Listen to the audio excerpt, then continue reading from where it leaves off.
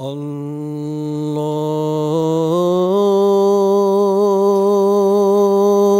أكبر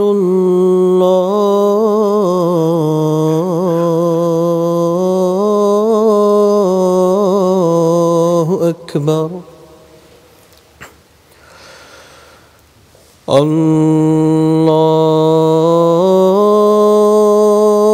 الله أكبر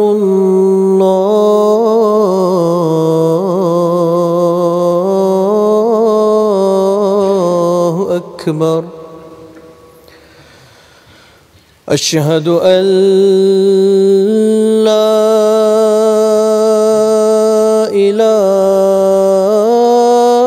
إله إلا الله أشهد أن لا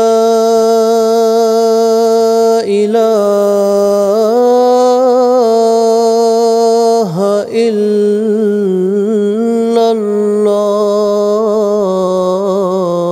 الله أشهد أن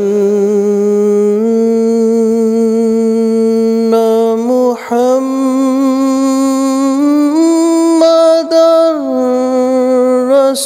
رسول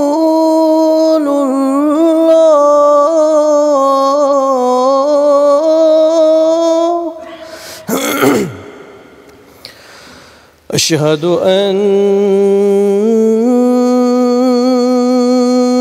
محمدًا رسول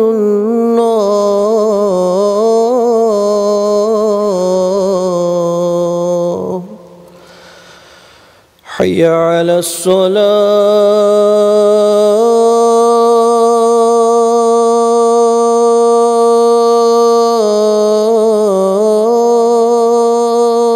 الصلاة حي على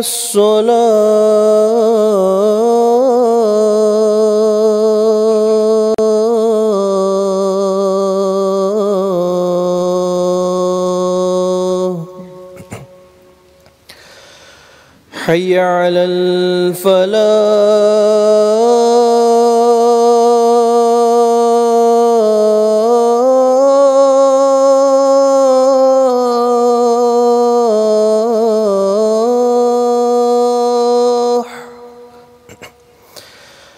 حي على الفلاح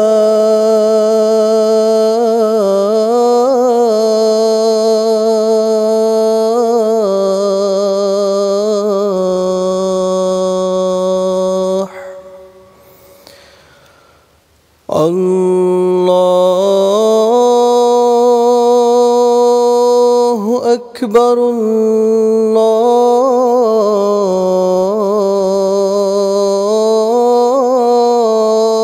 الله أكبر لا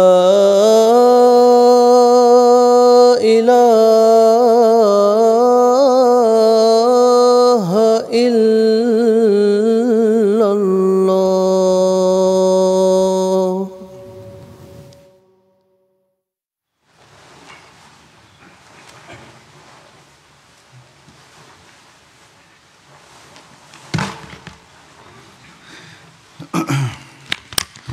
السلام علیکم ورحمۃ اللہ.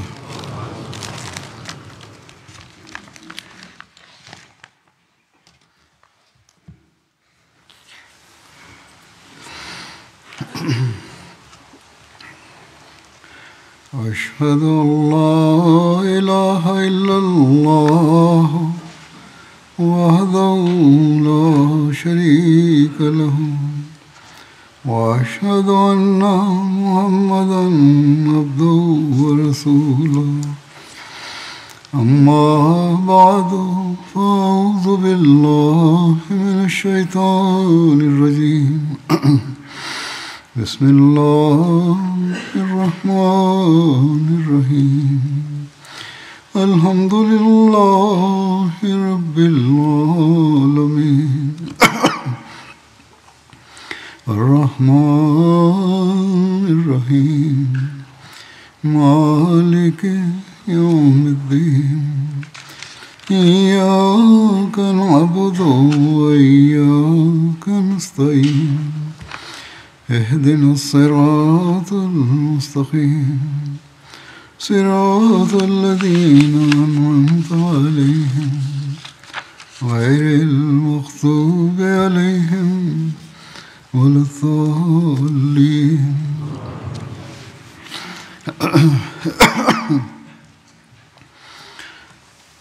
غزوہ خیبر کا ذکر ہو رہا تھا. حضرت صلی اللہ علیہ وسلم کی خیبر کی طرف روانہ ہونے کی تفصیل یوں ہے کہ حضرت صلی اللہ علیہ وسلم کی قیادت میں 1600 جانثاروں کا لشکر مدینہ سے روانہ ہوا. اس میں 200 گھڑ سوار تھے، لیکن روانگی سے قبل حضرت صلی اللہ علیہ وسلم نے ایک خبر رساں دستہ آگے روانہ فرمایا، جس کا کام تھا کہ لشکر کے آگے آگے راستوں کی دیکھ بھال کرے اور حالات کو بھی معلوم کرتا رہے. اس دستے کے قائد حضرت عباد بن بشر انصاری تھے. خیبر کے راستوں سے آگاہی کے لیے 2 راہبر یعنی گائیڈ 20 سا کھجور کی اجرت پر لیے گئے. 20 سا کا مطلب 50 کلو. ان کے نام حصیل بن خارجہ اشجعی اور عبداللہ بن نعیم بیان کیے جاتے ہیں، اور یہ دونوں اشجع قبیلے سے تعلق رکھتے تھے. مدینہ سے خیبر کی طرف جاتے ہوئے مختلف مقامات پر پڑاؤ کرتے ہوئے صحابہ مقام پر قیام کیا. یہاں نماز کا وقت ہوا تو نماز یہاں ادا کی گئی. چنانچہ بخاری کی روایت میں ہے کہ صحابہ میں آپ نے عصر کی نماز پڑھی، پھر اس کے بعد آپ نے کھانے کے لیے کچھ منگوایا گیا. لشکر والوں کے پاس صرف ستو ہی تھے اور رسول اللہ صلی اللہ علیہ وسلم اور صحابہ نے وہی تناول فرمائے. راوی بیان کرتے ہیں کہ پھر آپ مغرب کی نماز کے لیے کھڑے ہو گئے اور آپ نے کلی کی اور ہم نے بھی کلی کی. پھر آپ نے نماز پڑھی اور وضو تازہ نہیں کیا. صحابہ اور خیبر کے درمیان 12 میل کا فاصلہ تھا.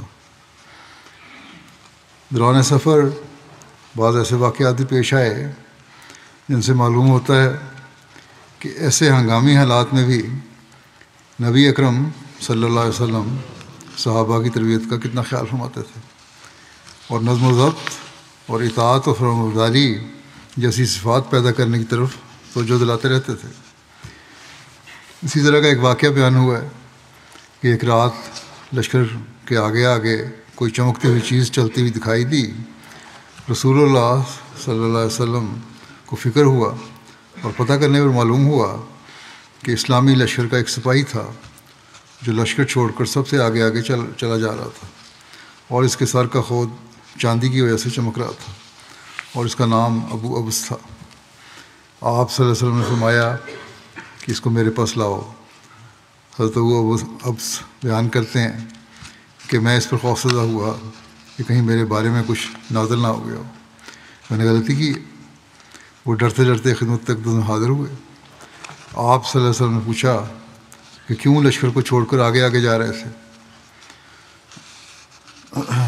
بہرحال اس نے عذر پیش کیا. آپ صلی اللہ علیہ وسلم نے نصیحت کرتے ہوئے فرمایا کہ لشکر کے ساتھ ساتھ چلنا چاہیے. اس کے بعد حضور صلی اللہ علیہ وسلم ان سے باتیں کرنے لگے. یہ ان نادار صحابہ میں سے ایک تھے جن کے پاس اس جنگ میں آنے کے لیے کوئی زیادہ راہ نہ تھا، اور یہ نبی اکرم صلی اللہ علیہ وسلم کی خدمت میں حاضر ہوئے تھے کہ یا رسول اللہ، میرے پاس کوئی زیادہ راہ نہیں ہے، اور نہ ہی اہل خانہ کے لیے نان افقہ کے گھر میں موجود ہے۔ اس پر نبی اکرم صلی اللہ علیہ وسلم نے اپنی ایک چادر انہیں عطا فرمائی۔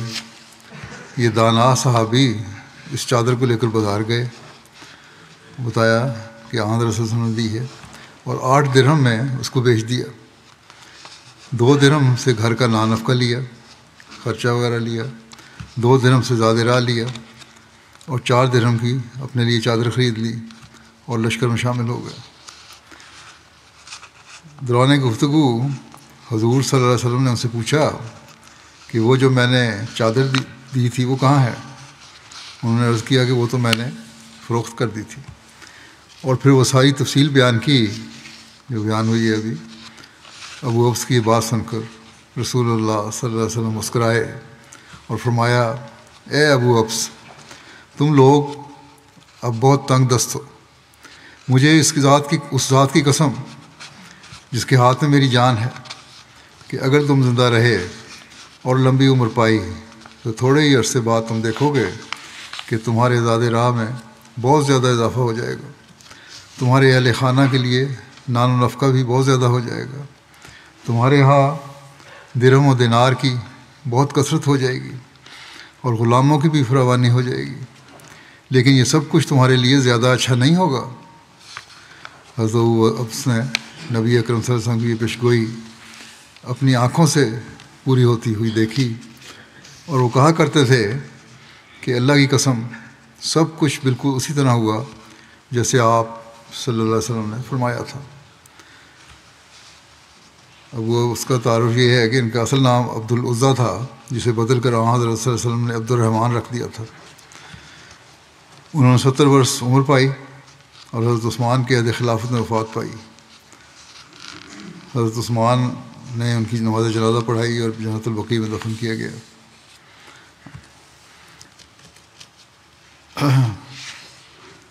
آن صلی اللہ علیہ وسلم نے بنو غطفان کی طرف صلح کا پیغام بھی بھیجا، جیسا کہ ابھی بیان ہوا ہے کہ خیبر کی طرف پیش قدمی کرتے ہوئے صحابہ مقام پر آپ صلی اللہ علیہ وسلم نے پڑاؤ فرمایا اور نماز عصر اور مغرب و عشاء وہیں ادا فرمائیں۔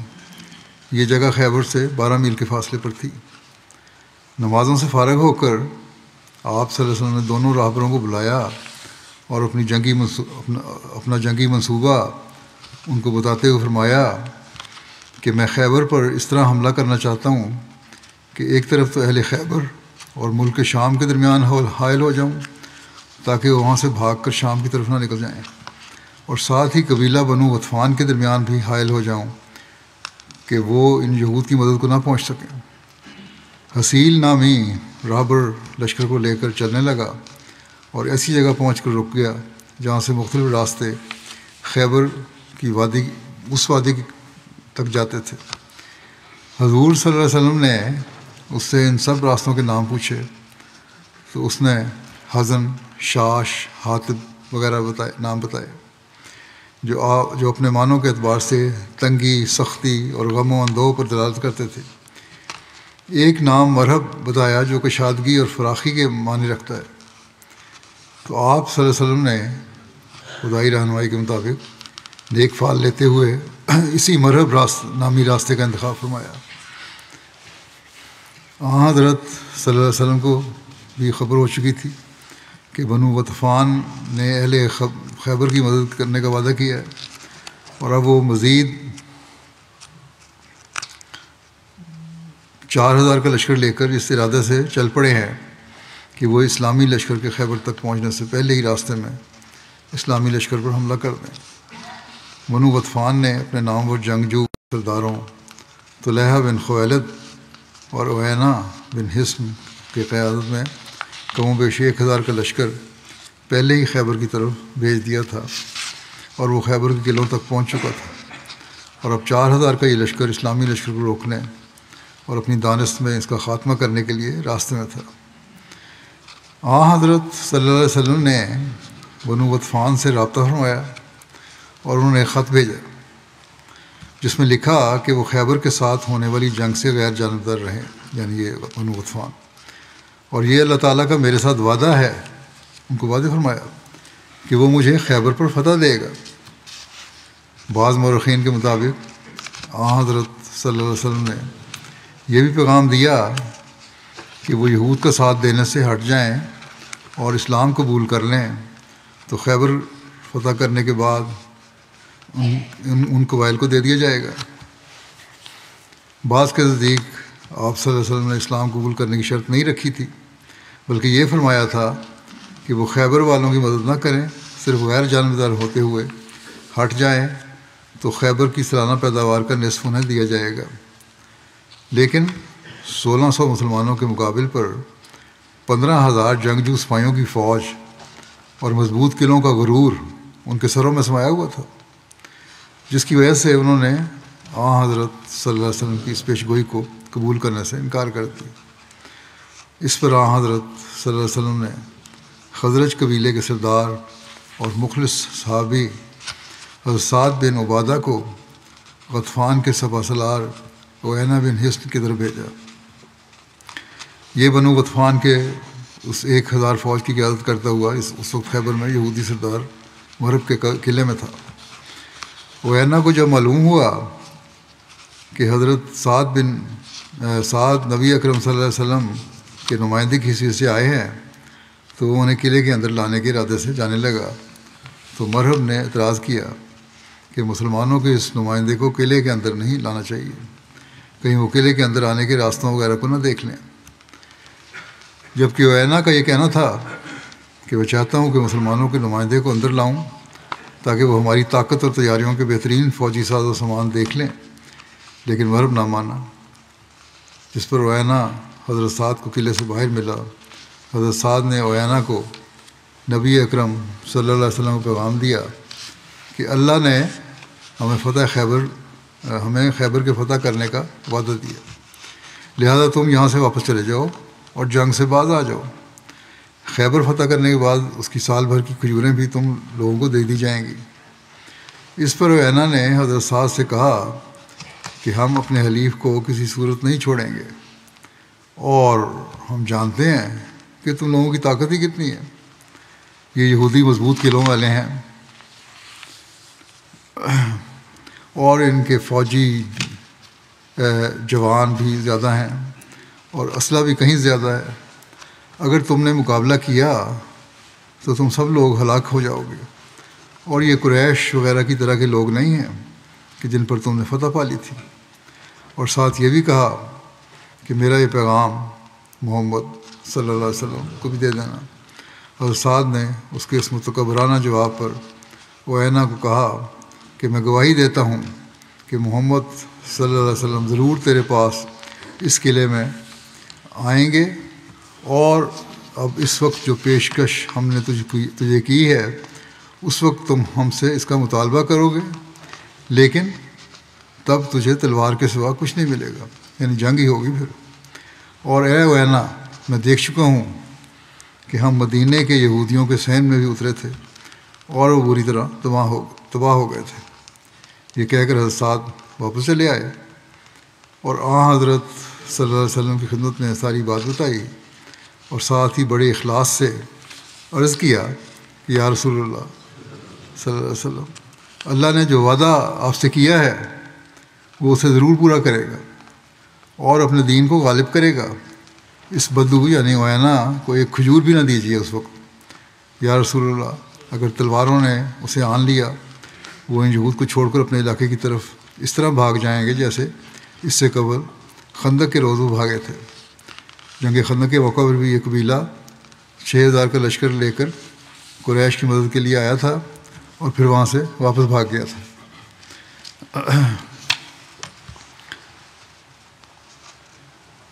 خدائی روب اور غطفانیوں کے فرار کا ذکر بھی ملتا ہے۔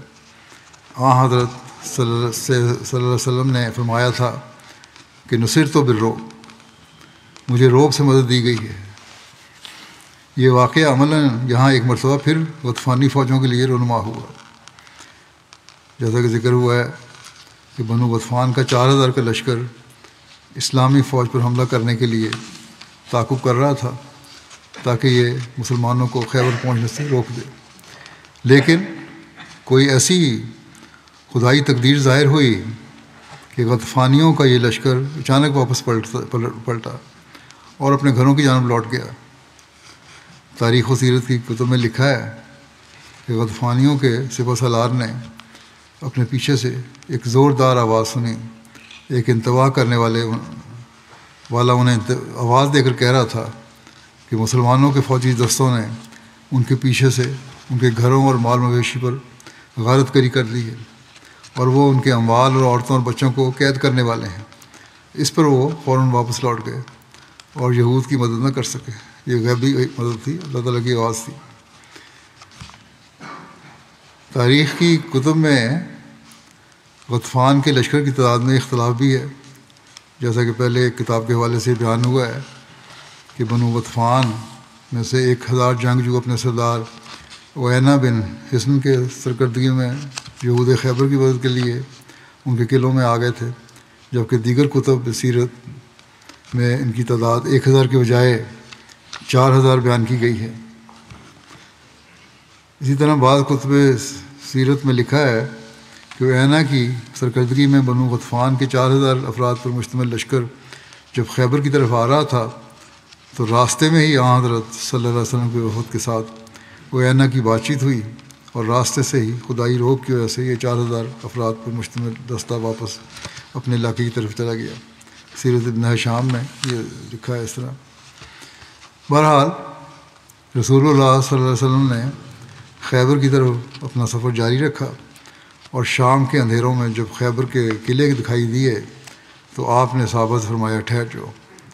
بس وہ سب ٹھہر گئے تو آپ صلی اللہ علیہ وسلم نے دعا کی، اللہم رب السماوات السبع وما اضللنا ورب الارضین السبع وما اقللنا ورب الشیاطین وما اضللنا ورب الریاح وما اذرینا فإنا نسألک من خیر هذه القریۃ وخیر اہلها ونعوذ بک من شرها وشر ما فیها اقدموا بسم اللہ۔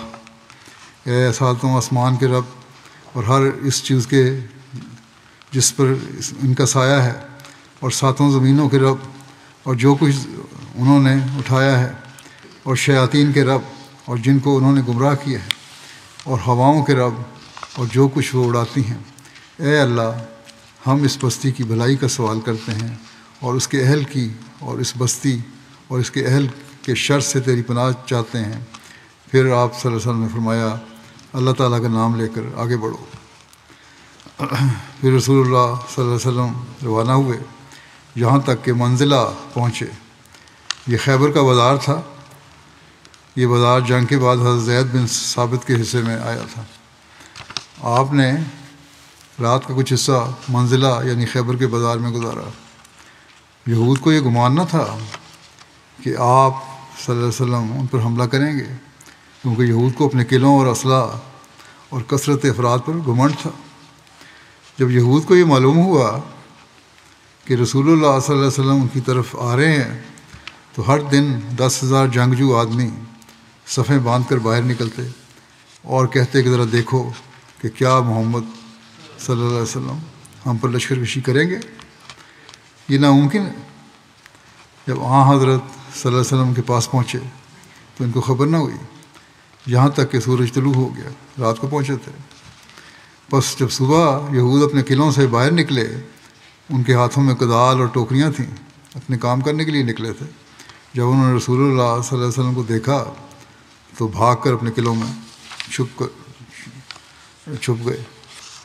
حضرت انس سے مروی ہے کہ رسول اللہ صلی اللہ علیہ وسلم خیبر میں رات کے وقت پہنچے جو جب تک صبح نہ ہو لیتی ان پر حملہ نہ کرتے،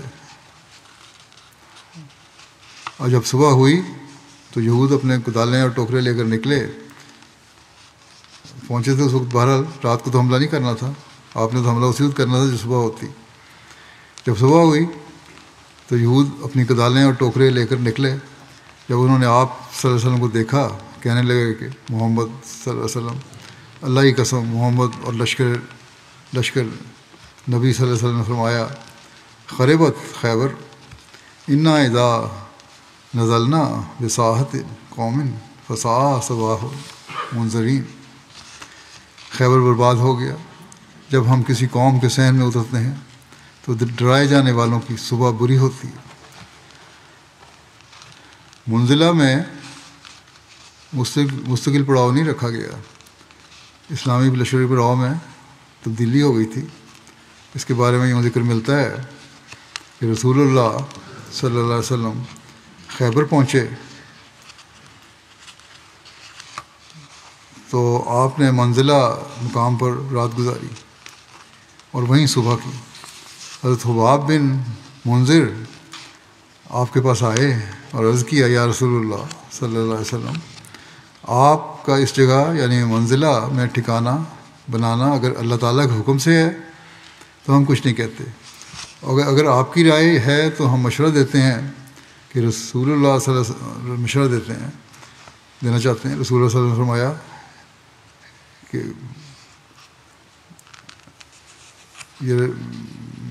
یہ رائے تو میری ہے. حضرت حباب نے عرض کی یا رسول اللہ آپ ان کے قلعوں کے قریب ہو گئے ہیں اور ان کے باغوں کے سامنے ہیں اور زمین شور والی ہے اور میں اہل نطاع کو جانتا ہوں. ان کے تیر بہت دور پہنچتے ہیں اور تیر اندازی میں ان کے برابر کوئی نہیں ہے اور وہ ہم سے اونچی جگہ پر بھی ہیں. ان کے تیر ہماری طرف بہت آسانی سے پہنچ سکتے ہیں اور ان کے رات کے حملے سے بھی ہم محفوظ نہیں ہیں. وہ کھجوروں کے جھنڈ میں چھپ سکتے ہیں. لہذا میری درخواست ہے کہ آپ صلی اللہ علیہ وسلم یہاں سے ایک دوسری جگہ منتقل ہو جائیں. آپ صلی اللہ علیہ وسلم فرمایا تم نے اچھی رائے دی ہے لیکن ہم ان سے آج جنگ کریں گے بہرحال. لیکن ساتھ ہی رسول اللہ صلی اللہ علیہ وسلم نے محمد بن مسلمہ کو بلایا جو آپ صلی اللہ علیہ وسلم کے حفاظتی دستے کے انچارج تھے اور فرمایا ان کے قلعوں سے کچھ دور ہمارے لیے جگہ تلاش کرو. محمد بن مسلمہ چلتے چلتے رجی کے مقام پر پہنچے جو خیبر اور غطفانی قبائل کے درمیان واقع تھا اور پھر رسول اللہ صلی اللہ علیہ وسلم کے پاس واپس لوٹ کر عرض کیا یا رسول اللہ صلی اللہ علیہ وسلم میں نے آپ کے لیے ایک جگہ دیکھ لی ہے. آپ نے فرمایا اللہ تعالیٰ کی برکت کے ساتھ چلو. لیکن اس سے پہلے حضور صلی اللہ علیہ وسلم فرما چکے تھے کہ آج تو جنگ اسی جگہ سے ہوگی. چنانچہ شام کو جنگ ختم ہونے کے بعد اس نئی جگہ پر سارا اسلامی لشکر منتقل ہو گیا. خیبر کے قلعوں کی مختلف قلعے تھے. ان کی تقسیم کے بارے میں بھی بیان ضروری ہے. خیبر کی جغرافیائی تقسیم کے حوالے سے اس کے قلعوں کا تذکرہ یوں ہے کیونکہ یہ جنگ قلعوں سے ہی متعلق رہی جو یکے بعد دیگر فتح ہوئے. نہ صرف ان قلعوں کی تعداد میں اختلاف ہے بلکہ ان کے ناموں میں بھی اختلاف ہے. نیز اس جنگ کے واقعات بھی کچھ کتب میں بعض قلعوں کی طرف منسوب ہیں جبکہ دیگر کتب میں دیگر قلعوں کی طرف ان واقعات کو منسوب کیا گیا. تاریخ یعقوبی میں خیبر کے قلعوں کی تعداد 6 بیان کی گئی ہے اور ان میں قلعہ نائم کا ذکر ہی نہیں جبکہ اکثر کتب سیرت میں جنگ خیبر کا آغاز ہی اس قلعہ یعنی نائم سے بتایا جاتا ہے. زرقانی میں قلعوں کی تعداد 10 بیان ہوئی ہے. ان تمام کتب کو دیکھا جائے تو یہ کہا جا سکتا ہے کہ خیبر کا علاقہ 3 حصوں نطاع، شک اور کتیبہ میں منقسم تھا اور ان تینوں حصوں میں 8 قلعے جج ذیل تقسیم کے مطابق تھے.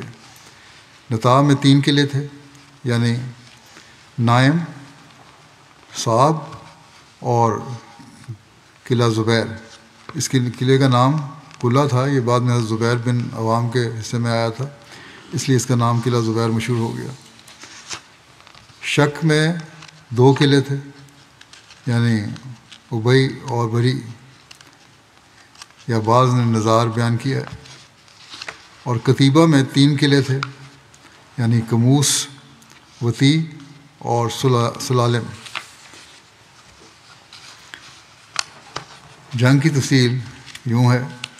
جنگ شروع ہونے سے پہلے حضرت صلی اللہ علیہ وسلم نے صحابہ سے ایک مختصر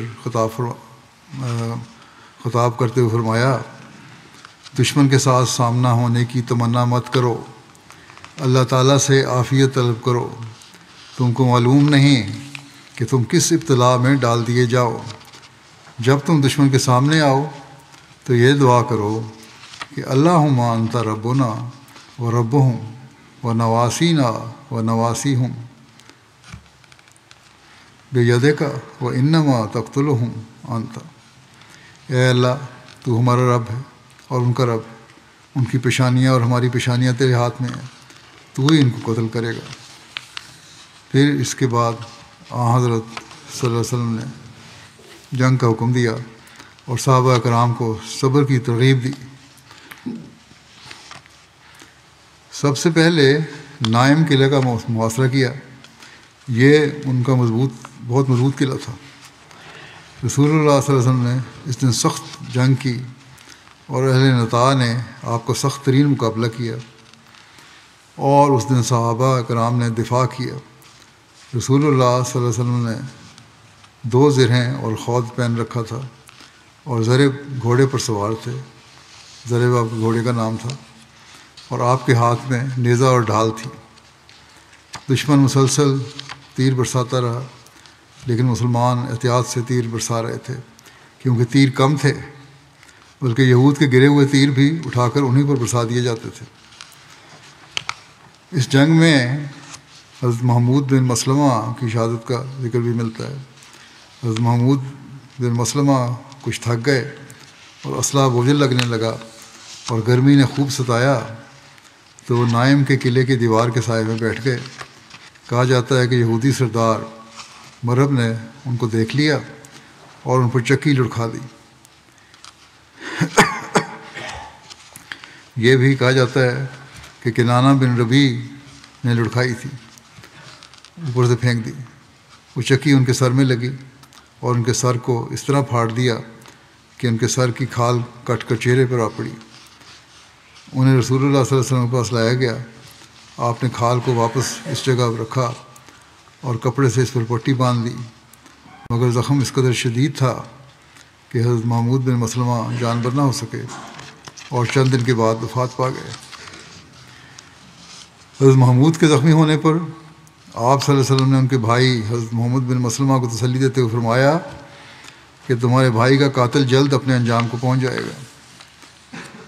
اس پہلے دن مسلمانوں کو بہت نقصان برداشت کرنا پڑا۔ قلعوں سے تیر اندازی سے 50 مسلمان زخمی ہوئے۔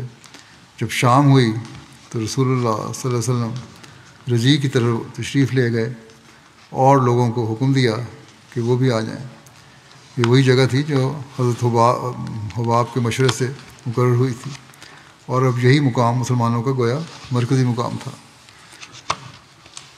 جیسا کہ بیان ہو چکا ہے، یہ قلعہ یہود کا سب سے مضبوط قلعہ تھا، اور خیبر کا بہادر ترین اور مشہور جنگجو مرہب اس قلعے کے دفاع کی قیادت کر رہا تھا، اور اس کی مدد ایسے شاہ سوار کر رہے تھے جو جرأت اور شجاعت میں اس سے کم نہ تھے۔ وہ اس کے دونوں بھائی یاسر اور حارث تھے۔ روایات سے معلوم ہوتا ہے کہ حضرت صلی اللہ علیہ وسلم 10 دن تک مسلسل جنگ کرتے رہے۔ آپ حضرت محمد بن مسلمہ کو ساتھ لے کر نکلتے اور پڑاؤ میں حضرت عثمان کو نگران بنا جاتے۔ شام ہو جاتی تو آپ اسی جگہ واپس آ جاتے اور زخمی مسلمانوں کو بھی وہیں لایا جاتا، وہاں ان کے زخموں کی مرہم پٹی کی جاتی۔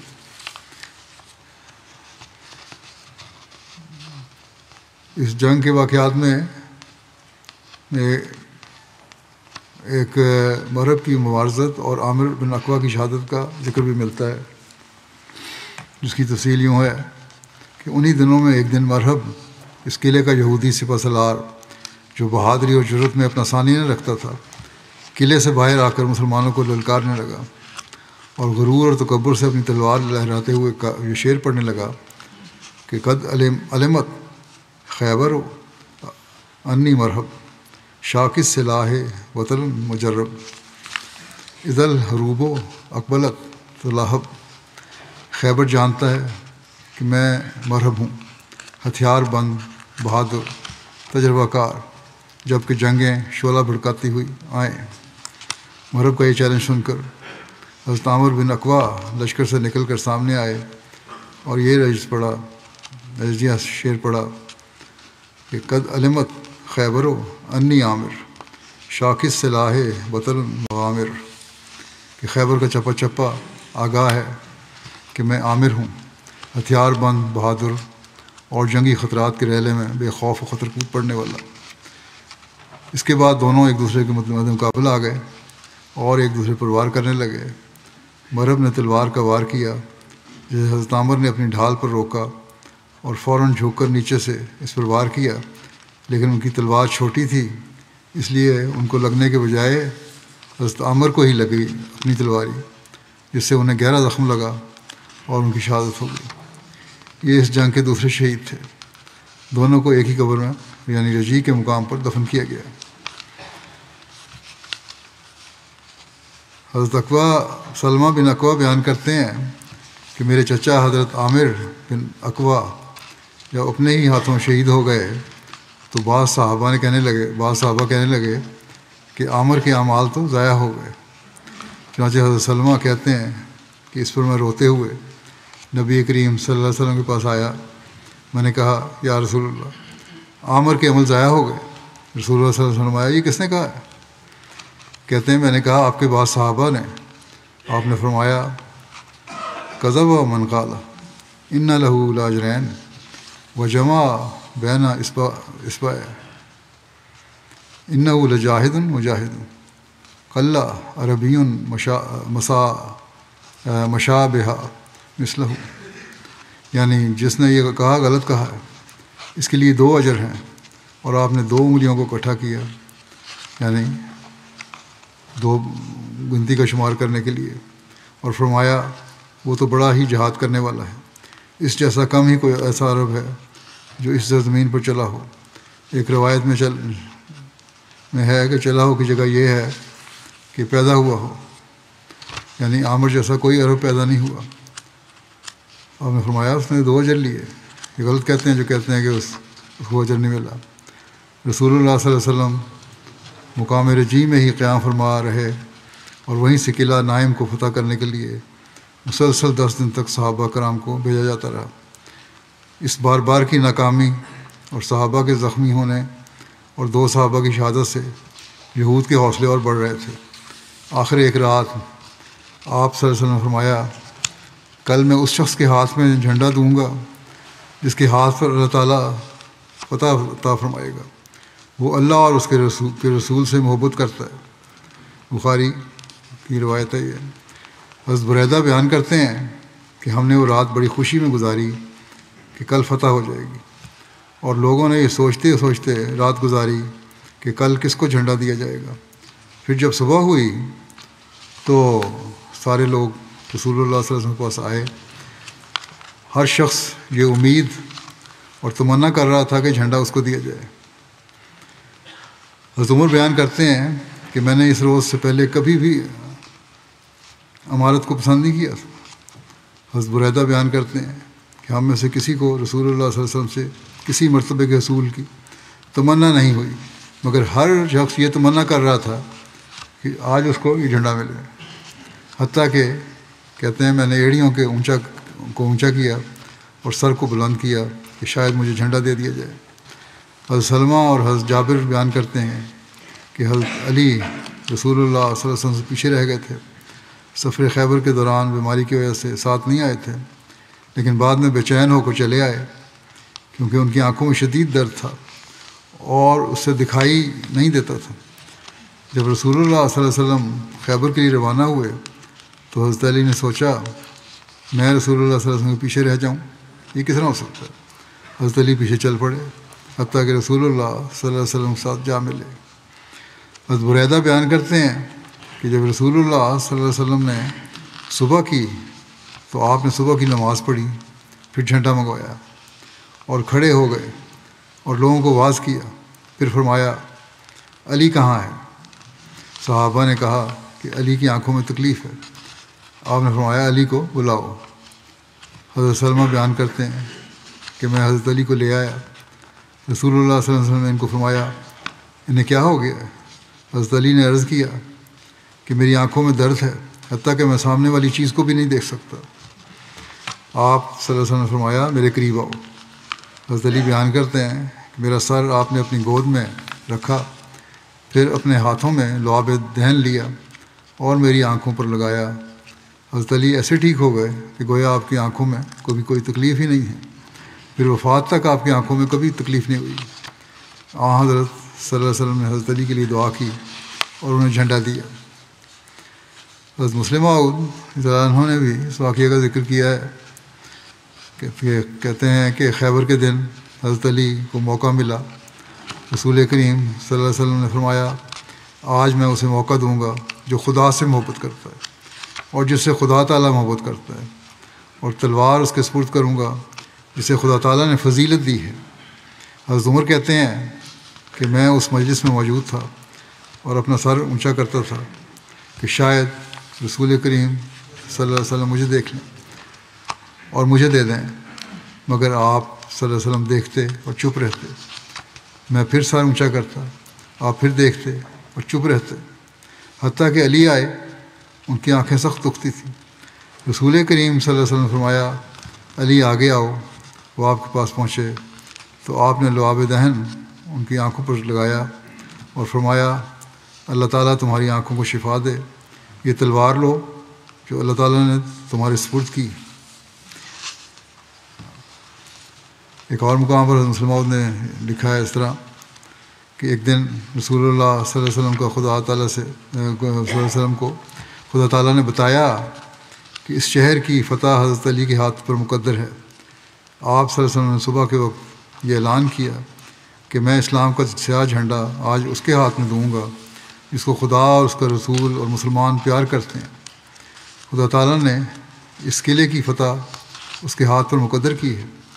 اس کے بعد دوسری صبح آپ صلی اللہ علیہ وسلم نے حضرت علی کو بلایا اور جھنڈا ان کے سپرد کیا، جنہوں نے صحابہ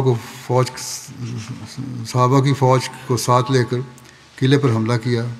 باوجود اس کے کہ یہودی قلعہ بند تھے، اللہ تعالیٰ نے حضرت علی اور دوسرے صحابہ کو اس دن ایسی قوت بخشی کہ شام سے پہلے قلعہ فتح ہو گیا۔ حضرت علی دوڑتے ہوئے جھنڈا لے کر اس قلعے کے نیچے پہنچے اور جھنڈے کو پتھروں کے بیچ میں کھڑا کر دیا۔ دشمنوں کے قتل کے بارے میں ذکر ملتا ہے کہ حضرت جابر بیان کرتے ہیں کہ خیبر کے قلعوں میں سے سب سے پہلے مرہب کا بھائی حارث مبارزت کے لیے نکلا۔ حضرت علی نے اس کو قتل کر دیا تو حارث کے ساتھی قلعہ میں لوٹ گئے۔ پھر یہودی جرنیل عامر کا قتل ہے۔ عامر مبارزت کے لیے نکلا اور وہ بہت جسامت والا آدمی تھا۔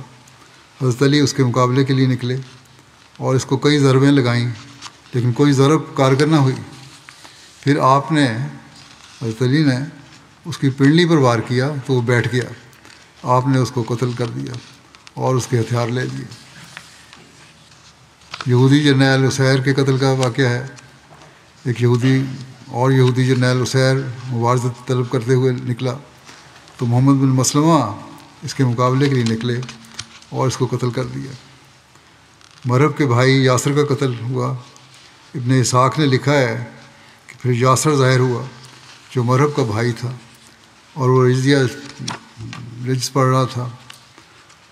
محمد بن عمر نے لکھا ہے کہ یہ ان میں سے سب سے زیادہ مضبوط تھا اور اس کے پاس جنگی ہتھیار تھے جن کے ذریعے لوگوں کو وہ رونتا تھا۔ اس کے مقابلے میں حضرت علی نکلے۔ حضرت زبیر بن عوام نے ان کو کہا کہ میں قسم دیتا ہوں کہ آپ میرے اور اس کے درمیان حائل نہ ہوں۔ انہوں نے کہا میں لڑوں گا اس سے۔ حضرت علی پیچھے ہٹ گئے۔ جب حضرت زبیر اس کافر کی طرف نکلے تو ان کی والدہ حضرت صفیہ نے کہا اے اللہ کے رسول صلی اللہ علیہ وسلم، وہ میرے بیٹے کو قتل کر دے گا۔ رسول اللہ صلی اللہ علیہ وسلم نے فرمایا بلکہ آپ کا بیٹا انشاءاللہ اس کو قتل کر دے گا۔ حضرت زبیر اس کی طرف گئے اور کچھ اشعار کہے، پھر ان دونوں کی لڑائی ہوئی اور حضرت زبیر نے اس کو قتل کر دیا۔ پھر قلعے سے خیبر والوں کا سب سے نمایاں بہادر جنگجو مرہب اپنے ہتھیاروں سے مسلح باہر نکلا اور یہ شعر پڑھنے لگا، پہلے ہی پڑھا تھا اس نے کہ خیبر جانتا ہے کہ میں مرہب ہوں، ہتھیار بند، بہادر، تجربہ کار، جب کہ جنگیں شعلے بھڑکاتی ہوئی آئیں۔ اس کے مقابل پر حضرت علی بن ابی طالب نکلے اور انہوں نے سرخ رنگ کا ایک جبہ پہن رکھا تھا۔ آپ نے تلوار نکالی اور یہ اشعار کہے: ان الذی سمتنی امی حیدرہ کلیس غابات کریہ المنظرہ افیہم السوائے کیلس سندرہ، یعنی میں وہ ہوں، میرا نام میری ماں نے حیدر رکھا ہے، ہیبت ناک شکل والے شیر کی مانند جو جنگلوں میں ہوتا ہے، میں ایک سا کے بدلے سندرہ دیتا ہوں۔ یہ ایک محاورہ ہے جس کا مفہوم ہے کہ شیر کے مقابلے صبر سے یا اینٹ کا جواب پتھر سے۔ سندرہ کے لفظی معنی مکیال واسع یعنی بہت بڑا پیمانہ ہے، جبکہ سا کچھ کم ہوتا ہے، 2.5 سیر کے برابر۔ وہ کہتے ہیں حضرت علی نے مرہب کے سر پر ضرب لگائی اور اسے قتل کر دیا، پھر ان کے ہاتھوں فتح ہوئی۔ ایک روایت میں ہے کہ حضرت علی اور مرہب کے درمیان لڑائی ہوئی۔ حضرت علی نے آگے بڑھ کر مرہب کو ایک ضرب لگائی جو اس کے خود اور سر کو چیرتے ہوئے اس کے دانتوں تک پہنچ گئی۔ پھر لوگ حضرت علی کے ساتھ نکلے یہاں تک کہ قلعے کو فتح کر لیا۔ بعض سیرت نگاروں کو بیان ہے کہ محمد بن مسلمہ نے مرہب کو قتل کیا تھا۔ چنانچہ حضرت جابر بن عبداللہ سے روایت ہے کہ جب مرہب اپنے ہتھیار پہنے ہوئے مقابلے کی دعوت دیتے ہوئے قلعے سے نکلا اور رجزیہ اشعار پڑھ رہا تھا تو رسول اللہ صلی اللہ علیہ وسلم نے فرمایا کہ کون اس کا مقابلہ کرے گا؟ حضرت محمد بن مسلمہ نے عرض کیا: یا رسول اللہ صلی اللہ علیہ وسلم، میں اس کا مقابلہ کروں گا، اللہ کی قسم کل اس نے میرے بھائی کو قتل کیا تھا۔ آپ نے فرمایا اس کے مقابلے کے لیے اٹھو، اور فرمایا اے اللہ اس کی مدد کر۔ روایت ہے کہ جب دونوں مقابلے کے لیے ایک دوسرے سے قریب ہوئے تو ان دونوں کے درمیان ایک پرانا درخت حائل ہو گیا۔ دونوں ایک دوسرے سے درخت کی آڑ میں بچنے لگے۔ جب بھی کوئی ایک درخت کی اوٹ میں بنا لیتا، دوسرا اس طرف سے اس درخت کو کچھ نہ کچھ کاٹ دیتا، حتیٰ کہ وہ دونوں آمنے سامنے ہو گئے۔ پھر مرہب نے حضرت محمد بن مسلمہ پر تلوار سے وار کیا تو انہوں نے خود کو ڈھال سے بچایا۔ مرہب کی تلوار ڈھال میں پھنس گئی اور ڈھال کو کاٹ دیا۔ حضرت محمد بن مسلمہ نے اس کو تلوار ماری اور اس کو قتل کر دیا۔ ایک روایت میں یہ بھی ہے کہ محمد بن مسلمہ نے مرہب کو ضرب لگائی اور اس کی ٹانگیں کاٹ دیں تو وہ گر گیا۔ پھر حضرت علی اس کے پاس سے گزرے تو انہوں نے اس کو قتل کر دیا۔ شارح بخاری حافظ ابن حجر نے لکھا ہے کہ ابن اسحاق، موسیٰ بن عقبہ، واقدی اور کئی دیگر اہل سیر نے لکھا ہے کہ مرہب کو محمد بن مسلمہ نے قتل کیا تھا۔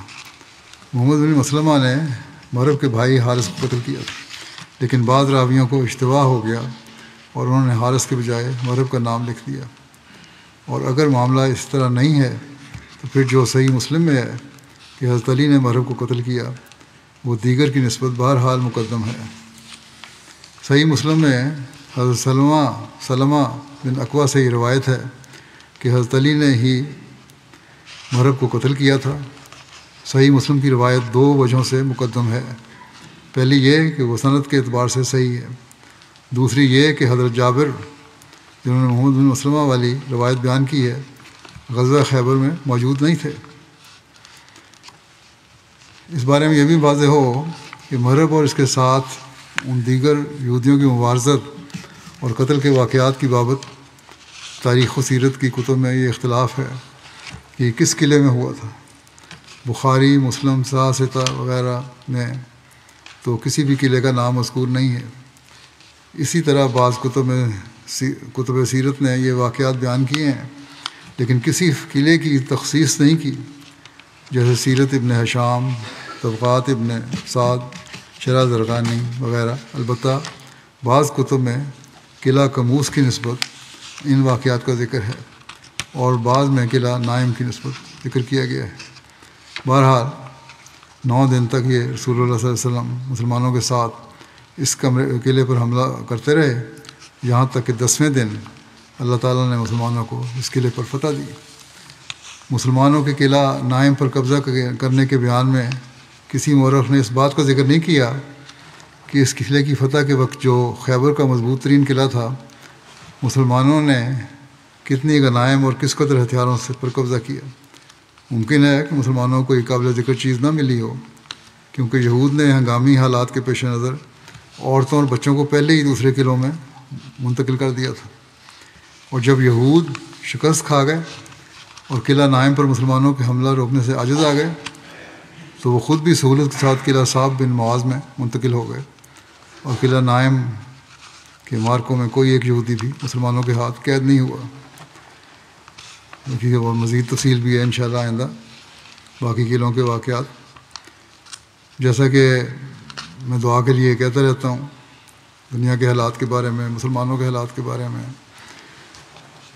فلسطینیوں کے لیے خصوصاً، اور مسلمان دنیا کے لیے عموماً بہت دعا کریں۔ ان کے حالات بظاہر تو یہ لگتا ہے لوگ کو سوچیں کہ شاید سیز فائر ہو گئی تو بہتر ہو جائیں گے، لیکن بد سے بدتر ہو رہے ہیں۔ نئے امریکن صدر کی پالیسی اور اسکیم ظلم کی ایک اور انتہا پہ پہنچی ہوئی ہے۔ پہلے تو امریکن کہتے تھے ہمارے ملک کے لیے خطرناک ہے اور باہر دنیا میں دخل اندازی نہیں کرتا، لیکن اب تو یہ ساری دنیا کے لیے خطرناک بن چکا ہے۔ اللہ تعالیٰ فلسطینیوں پر رحم فرمائے اور دنیا پر رحم فرمائے، اور اس سے بچے رہیں یہ لوگ۔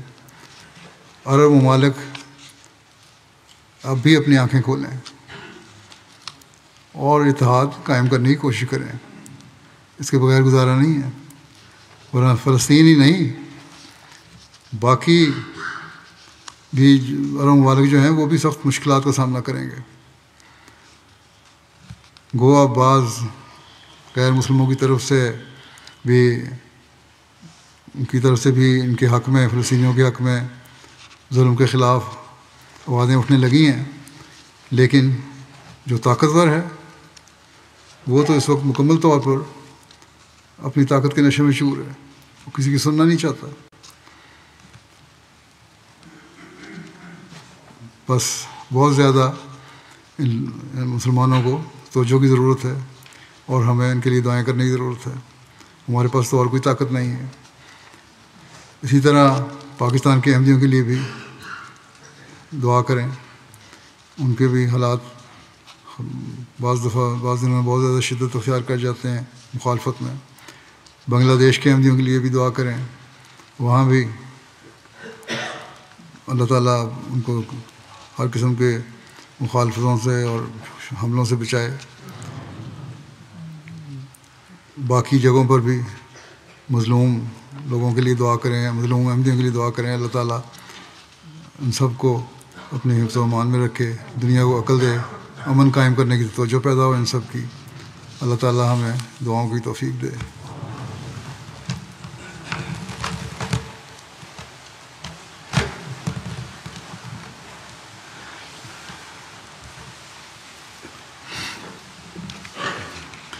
الحمد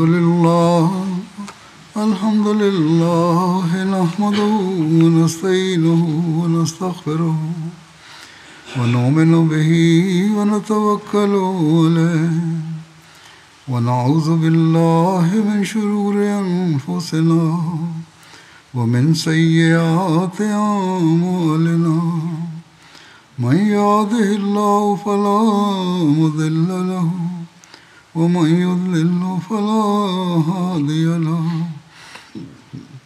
ونشهد أن لا إله إلا الله ونشهد أن محمدا عبده ورسوله عباد الله رحمكم الله إن الله يأمر بالعدل والإحسان وإيتاء ذي القربى وينهى عن الفحشاء والمنكر والبغي يعظكم لعلكم تذكرون اذكروا الله يذكركم وادعوه يستجب لكم ولذكر الله أكبر